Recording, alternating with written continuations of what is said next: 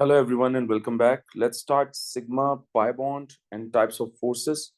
These are the difficult questions, topical past papers के जिनको हम discuss करने जा रहे हैं. Now the first question is, which diagram describes the formation of a pi bond from the overlap of its orbital? So what we have done in the class is that pi bond is always formed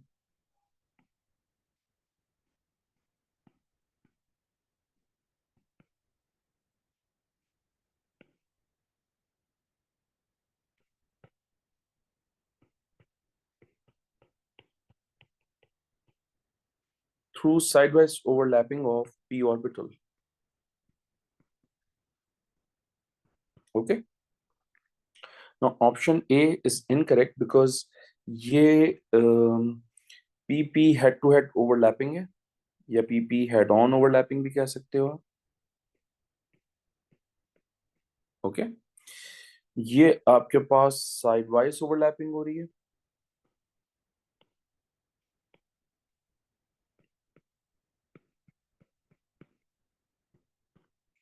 ये आपके पास SP head on overlapping हो रही है. And these are d orbitals. Alright. So d orbitals जो हैं वो कभी भी पाई बॉन्ड फॉर्म नहीं करते, इसलिए option incorrect. SP head on हमेशा सिग्मा बॉन्ड फॉर्म करते हैं, ये भी इनकरेक्ट. ए जो है वो भी इनकरेक्ट क्योंकि ये भी PP हेड ऑन ओवरलैपिंग करके सिग्मा बॉन्ड फॉर्म करेंगे. तो pi bond is always form through side wise overlapping of p orbital. तो साइड वाइज ओवरलैपिंग जो है वो आपके पास ये होती है. इसको साइड वाइज ओवरलैपिंग कहते हैं, इसको भी साइड वाइज ओवरलैपिंग कहते हैं. ओके. और मैंने आपको क्लास में बताया था कि ये जो बीच में गैप होता है, इस गैप की वजह से ये side wise overlapping maximum extent तक नहीं होती. Next question is, the presence of dipoles helps to explain why the elements bromine and the compound CHCl3 exist as liquid at room temperature and pressure. Which type of dipoles are involved? First of all, bromine एक non polar covalent molecule है क्योंकि इसमें electron negativity का difference 0 है. And since it is a non polar covalent molecule, obviously इसमें induced dipoles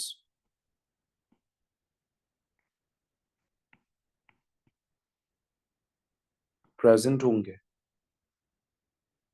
जिनको आप temporary induced dipole dipole forces भी कहते हो या इंस्टेंटेनियस डायपोल फोर्सेस भी कहते हो. Okay. Now CHCl3 is trichloromethane. And आप सब जानते हैं कि ये मेनली पोलर कोवलेंट मॉलिक्यूल होता है. और ये पोलर कोवलेंट मॉलिक्यूल इसलिए होता है क्योंकि इसमें डायपोल मोमेंट जो है वो कैंसिल आउट नहीं होता. That's what we have done in the class. मैं एक मतलब फिर बता देता हूँ यहाँ पर आपको कि ये कार्बन क्लोरीन के डायपोल मोमेंट की डायरेक्शन है, ये इस कार्बन क्लोरीन के बॉन्ड के डायपोल मोमेंट की डायरेक्शन है, और ये इस कार्बन क्लोरीन के बॉन्ड के डायपोल मोमेंट की डायरेक्शन है. ऑब्वियसली ये डायपोल इस डायपोल को कैंसिल करेगा because of the same value and opposite in direction, लेकिन ये डायपोल जो है वो कैंसिल आउट नहीं कर सकेगा, विच इज वाई मॉलिक्यूल जो है वो पोलर होगा. Since it is a polar molecule, obviously net dipole exist कर रहा है.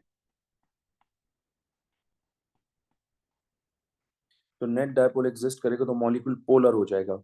By the way, this molecule has two different types of forces: permanent dipole dipole forces because net dipole exist कर रहा है, and also it has CH bond. So whenever we have CH bond, it means we have hydrocarbon.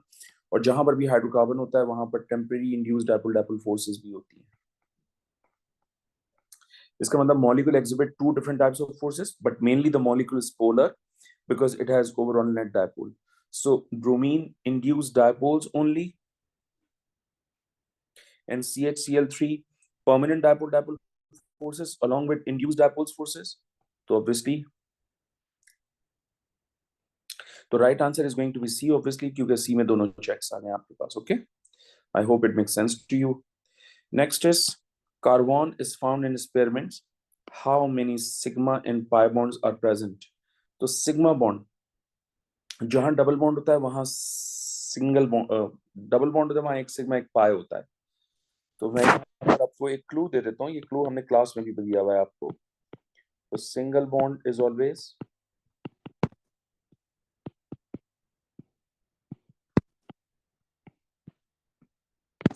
Sigma bond. अगर आपके पास double bond होगा तो obviously 1 sigma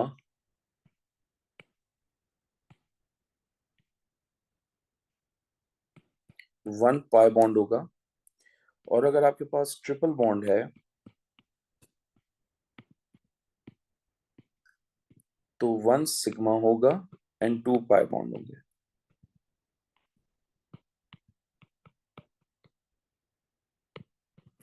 let's count 3 4 5 6 7 8 9 10 11 11 12 13 13 and 2 15 15 and 3 18 19 20 22 23 24 25 so 25 sigma bonds हैं यहाँ। All right. Pi bond, this is the first pi bond, this is the second pi bond, and this is the third pi bond. 3 pi bonds हैं. So right answer is going to be obviously D. Question number 4.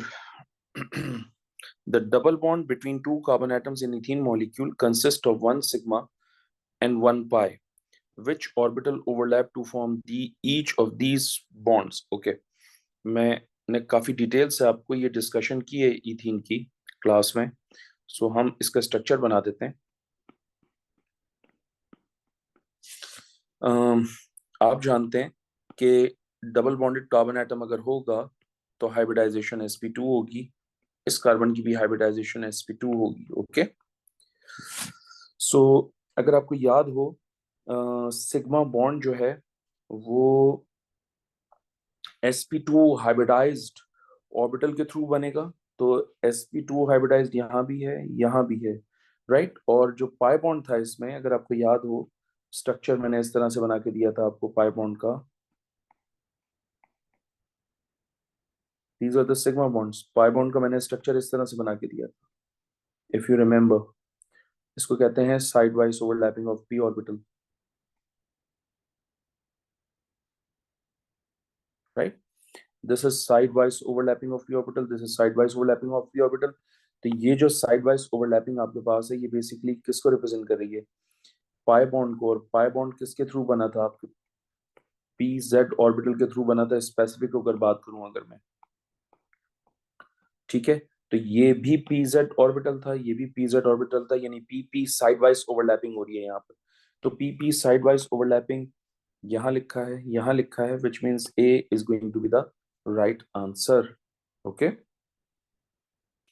Again I repeat, ये जो carbon है ये sp2 hybridised है क्योंकि इसकी hybridisation sp2 है। हमने अभी बताया था कि जहां डबल बॉन्डेड कार्बन एटम होती है वहां हाइब्रिडाइजेशन sp2 होती है। Okay.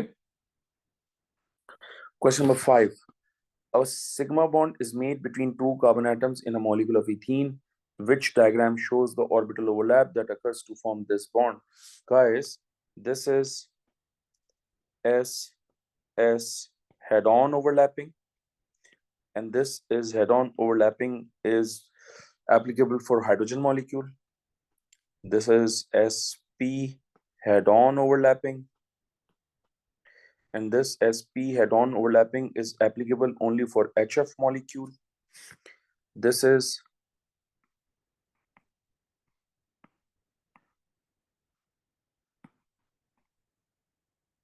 sidewise overlapping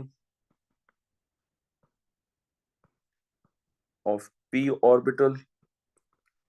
Obviously, this will give you pi bond. Examiner is asking sigma bond, right? तो right answer is going to be C, इसलिए क्योंकि यहाँ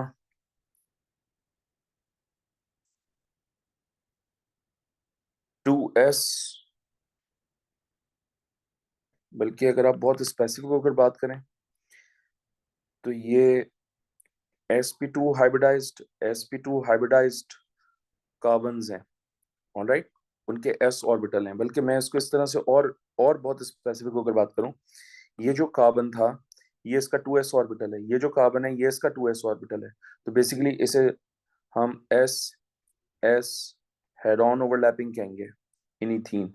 और बहुत स्पेसिफिक होकर बात करें तो 2s ऑर्बिटल की ओवरलैपिंग हो रही है, okay.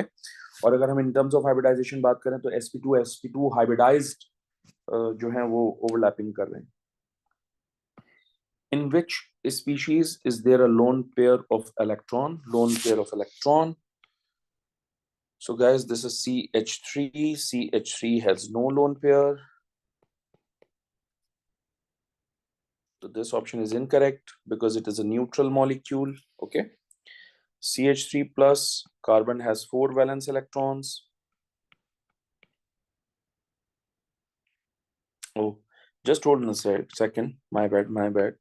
Let me explain it properly. Carbon has 4 valence electrons. 1, 2, 3. This one is 4. Since it has only one carbon, since it has only one electron, there is no lone pair, which is why A is incorrect. CH3 plus अपनी मर्जी का एक structure बनाया, carbon has 4 valence electrons. अब जाहिर सी बात है, positive charge means 1 electron is lost, तो ये इलेक्ट्रॉन लॉस्ट हो गया, इस कार्बन पे चार्ज आया, there is no lone pair around carbon, ये भी गलत। देन CH4 का स्ट्रक्चर बनाएंगे तो हम सब जानते हैं कि it has 4 single bond and a 0 lone pair. Obviously इसके पास भी कोई लोन पेयर नहीं है, तो ये भी गलत। तो right answer is going to be C. Why C is correct? Let's check it. मैं कार्बन का CH3 का स्ट्रक्चर अपनी मर्जी से बना लेता हूँ। I think we have done this in class, okay? Carbon has 4 valence electrons. 1, 2, 3, and this one is 4. Now the negative charge means it absorbs 1 electron. So ये एक इलेक्ट्रॉन आ गया, and obviously इस इलेक्ट्रॉन की वजह से ये लोन पेयर आ गया. So that's the lone pair around carbon atom. Now 4 compounds are shown. How many of these compounds have an odd number of sigma bond? Guys, that's an important statement. Odd number of sigma bonds.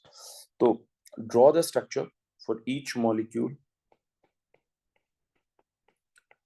मैंने आपको कहा है कि जहां single bond होगा वो sigma bond होगा, जहां डबल बॉन्ड होगा वहां 1 सिग्मा 1 पाए, जहां ट्रिपल बॉन्ड होगा वहां 1 सिग्मा 2 पाए। तो मुझे सिग्मा बॉन्ड डिटरमिन करने के लिए कह रहे हैं, तो 1 2 3 4 and this one is 5 sigma bond है यहाँ। अब वो कह रहे हैं odd number of sigma bonds, okay. उसके बाद है C2H5OH, so this is going to be CH3 CH2OH. Single bond is always sigma bond. 1 2 3 4 5 6 7 8, इसमें 8 है।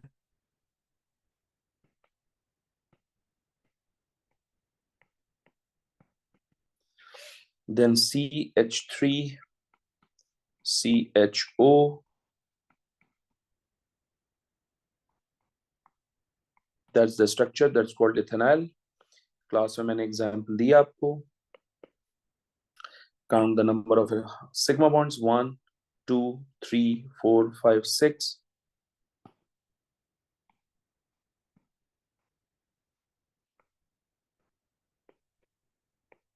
Six sigma bond. Last but not the least, ethanoic acid CH3 COOH. तो ये हो जाएगा 1 2 3 4 5 6 7 sigma bond.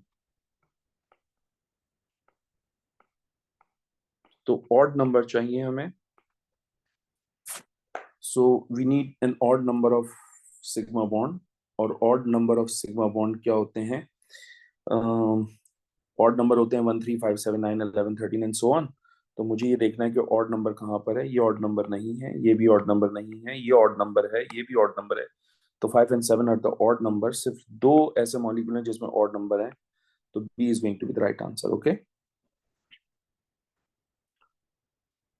Question number 8, ethanol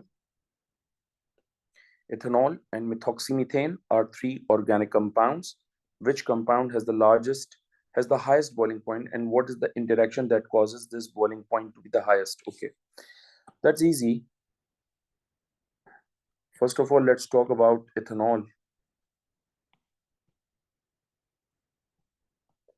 जो ethanol का molecule है वो polar है.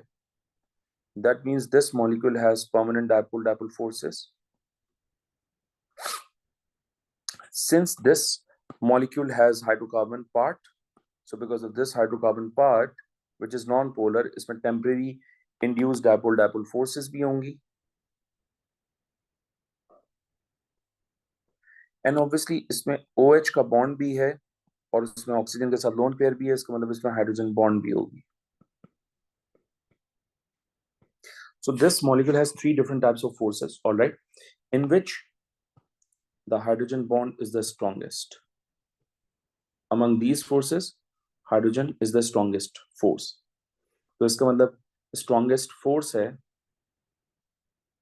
तो इसका boiling point भी highest होगा. Okay. Now let's talk about ethanol. CH3CHO. In ethanol, we have oxygen atom. इसका मतलब इसमें permanent dipole-dipole forces भी हैं और इसमें हाइड्रोकार्बन चेन है, तो इसका मतलब इसमें टेम्परेरी इंड्यूस्ड dipole force भी है. And obviously this one is the strongest force, तो इसका boiling point भी high होगा, high boiling point because of this strongest force. Now the next is ethoxyethane, which is CH3OCH3.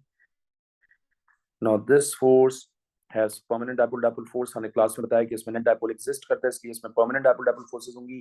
CH3 क्योंकि available है, which is a hydrocarbon part, और जहाँ hydrocarbon part होता है वहाँ temporary induced dipole forces भी होती हैं. Again, permanent is stronger, तो इसका मतलब इसका भी boiling point high होगा.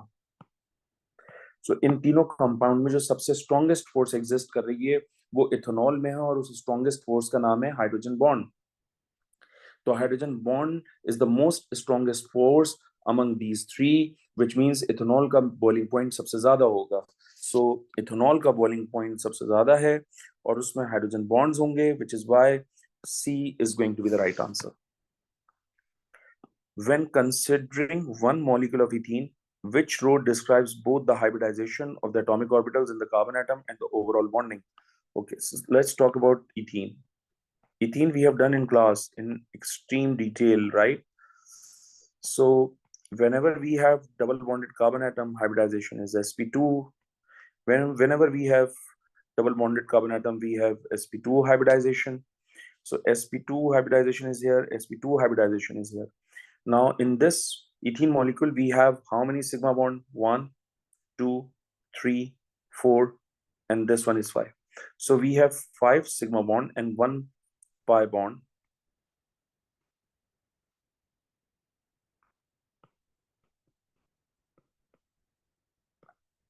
So 5 sigma bond and 1 pi bond is here. 5 sigma bond and 1 pi bond is here, which means B is going to be the right answer. Now the next is, in which change are only temporary dipoles forces overcome? So पहली तो बात ये है कि option A is incorrect because option A में ethanol है and ethanol exhibit hydrogen bonding क्योंकि वो लिक्विड है.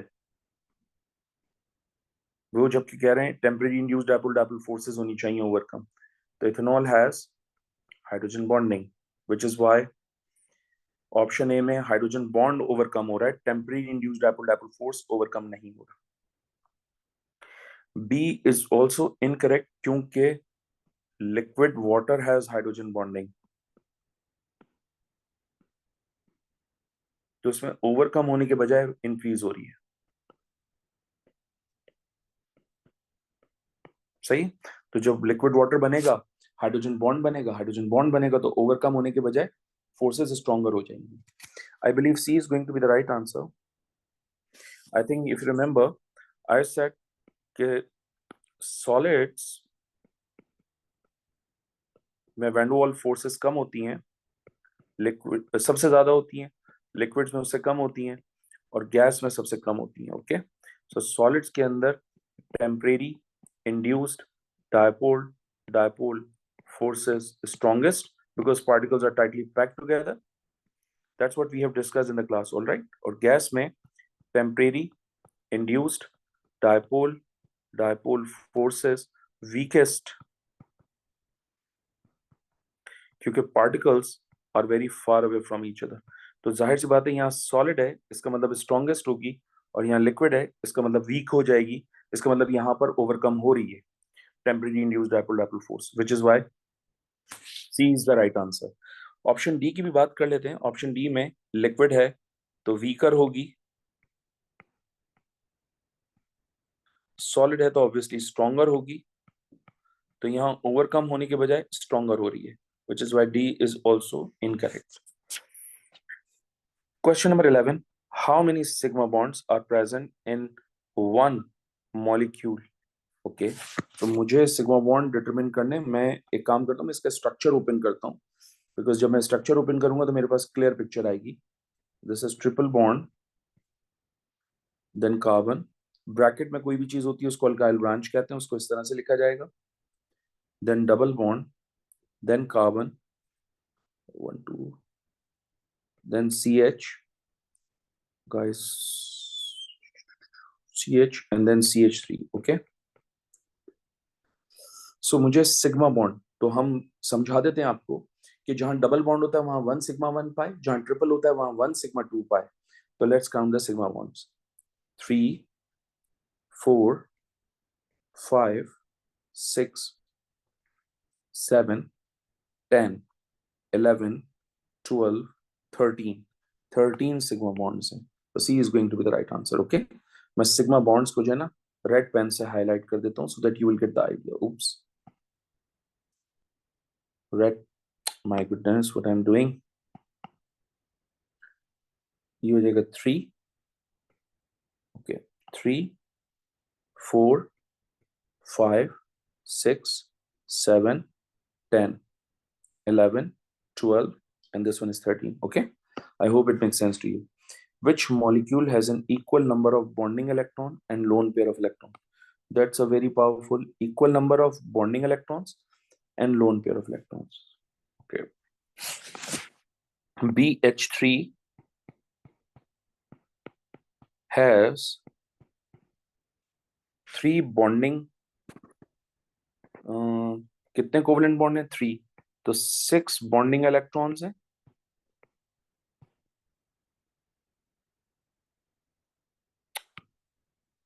6 बॉन्डिंग इलेक्ट्रॉन्स हैं, और इसमें 0 लोन पेयर है बिकॉज उसके पास कोई लोन पेयर अवेलेबल नहीं है। तो obviously guys option A is incorrect because same number चाहिए मुझे। कार्बन डाइऑक्साइड का स्ट्रक्चर ड्रॉ कर लेते हैं।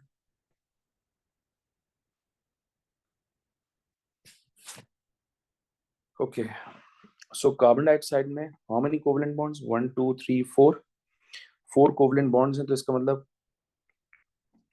8 बॉन्डिंग इलेक्ट्रॉन्स हैं इसमें, और लोन पेयर्स देखते हैं। Oxygen has 6 valence electrons, 1 2 3 4 5 6, 1 2 3 4 5 6। So lone pair of electrons कितने हैं? 1 2 3 4 5 6 7 8, इसमें 8 लोन पेयर ऑफ इलेक्ट्रॉन्स हैं।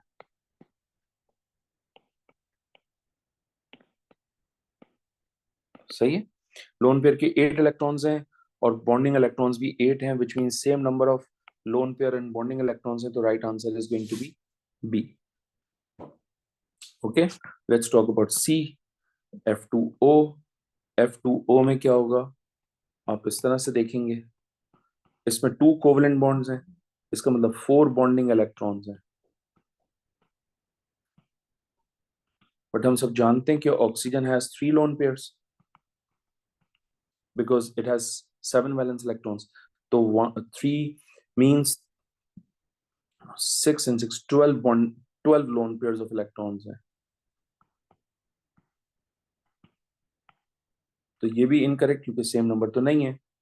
SO2 सल्फर डाइऑक्साइड का स्ट्रक्चर मैंने बना के दिया है आपको लेक्चर में, वो ये होता है, इसमें 8 बॉन्डिंग इलेक्ट्रॉन्स हैं बिकॉज 4 कोवलेंट बॉन्ड्स हैं, और ऑक्सीजन के अराउंड 2 लोन पेयर्स होते हैं, यहाँ पर भी 2 लोन पेयर्स होंगे और सल्फर का भी एक लोन पेयर होगा, if you remember, because sulphur has 6 valence electrons, तो उसका एक लोन पेयर बनेगा, ठीक है। सो टोटल लोन पेयर कितने हो गए, 1 2 3 4 5, इसका मतलब 10 लोन पेयर ऑफ इलेक्ट्रॉन्स होंगे। तो ये भी डिफरेंट आया है,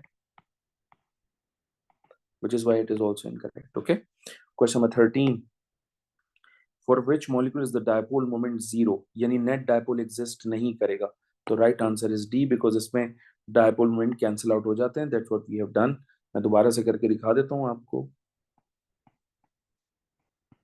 मैंने इससे पहले जो क्वेश्चन सॉल्व किए थे उसमें भी मैंने यही बताया था कि डायपोल मोमेंट जो है वो कैंसिल आउट हो जाता है। ये डायपोल मोमेंट की डायरेक्शन है, ये इसके डायपोल मोमेंट की डायरेक्शन, डायपोल मोमेंट की डायरेक्शन, डायपोल मोमेंट की direction.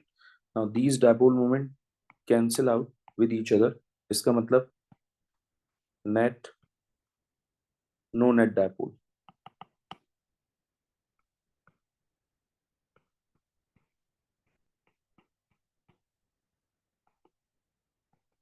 Okay, next, the strength of hydrogen bonding increases as the electron negativity of the element bonded to hydrogen atom increases. Okay, some information for a range of hydrides is given. Which statement and reason about these hydrides is correct? Okay, याद रखिएगा कि ये सारे के सारे temperature kelvin में है। तो अगर आप इसमें से 273 माइनस करेंगे तो ये डिग्री सेल्सियस में आ जाएंगे। The boiling point of pH 3 is much lower than boiling point of water.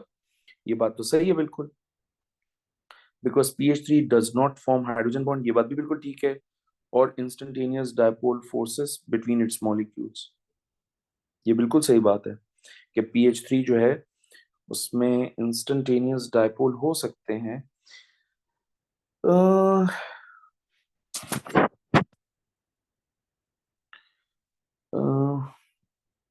Because pH 3 does not form hydrogen bond, ये बात बिल्कुल ठीक है। और instantaneous dipole induce dipole forces. Okay, let's talk about B. The boiling point of HF is higher than the boiling point of HCl because of the bond energy of HF is greater. Bond energy has nothing to do with the boiling point. Forces होती हैं actually, तो ये भी गलत हो गया। C को देखते हैं। The boiling point of water is higher than the boiling point of HF because each hydrogen bond between water molecule is stronger than each hydrogen bond between HF. Stronger hydrogen bond जो है वो fluorine में बनेगा because fluorine is more electronegative element than oxygen, but the problem is कि यहाँ पर water exhibit extensive hydrogen bonding. All right, so tough competition between A and C, क्योंकि हो सकता है वो स्ट्रॉन्गर एक्सटेंसिव की वजह से कह रहे हो। Let's talk about D. The boiling point of pH 3 and HCl are similar because the molecules of pH 3 and HCl have the same number of electron and similar intermolecular forces. Similar intermolecular forces नहीं हो सकती because HCl is a polar covalent molecule. It exhibit permanent dipole-dipole forces, whereas this molecule has temporary induced dipole-dipole forces. So very tough competition between A and C, and I believe uh,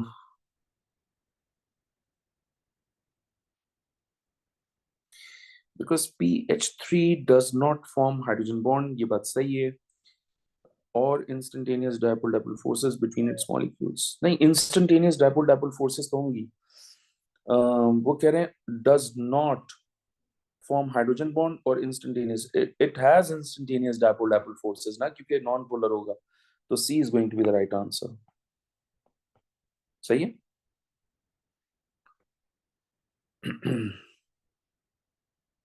Question number 15. The diagram shows a molecule that has sigma bond and pi bond. How many sigma bonds are present in the molecule? Sigma bond determine करना चाहते हैं। 2 3,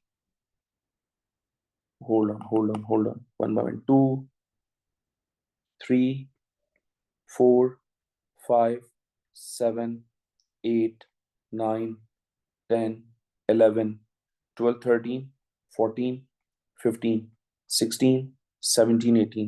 The right answer is going to be D. Why is the boiling point of ammonia?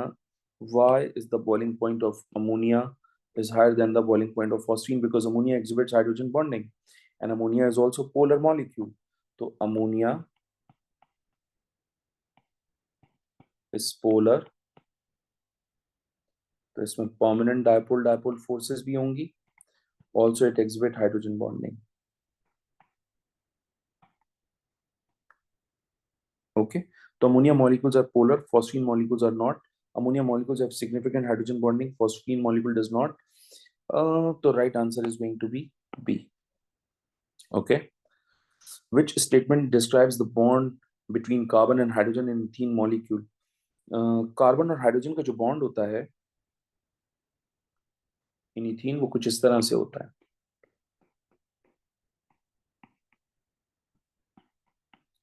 आप सब जानते हैं कि ये carbon sp2 hybridised है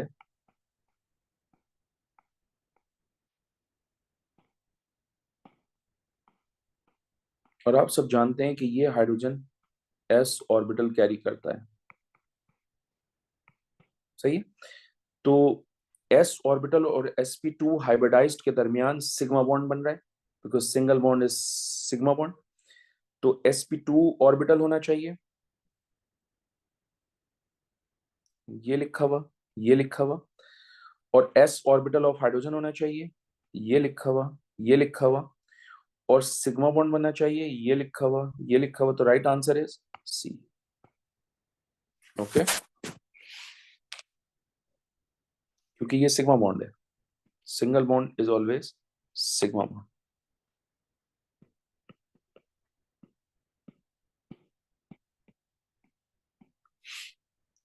18. Which compound has the boiling point that is influenced by hydrogen bond? The right answer is D because this molecule exhibits hydrogen bonding.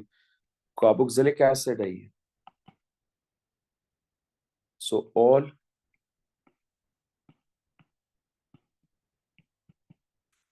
carboxylic acids has hydrogen bond. इसका मतलब इसका boiling point भी ज्यादा होगा. Okay, ये basically आपका ester है. मैंने क्लास में इसका स्ट्रक्चर ड्रॉ करके दिखाया था, मैं दोबारा ड्रॉ कर देता हूँ. ये बना हुआ है HCOO and this is CH3. और मैंने क्लास में कहा था कि एस्टर में कोई हाइड्रोजन बॉन्ड नहीं होता. ओके, ये मिथॉक्सी मीथेन है. इसका स्ट्रक्चर हमने क्लास में बनाया था, ये होता है CH3 and this is CH3.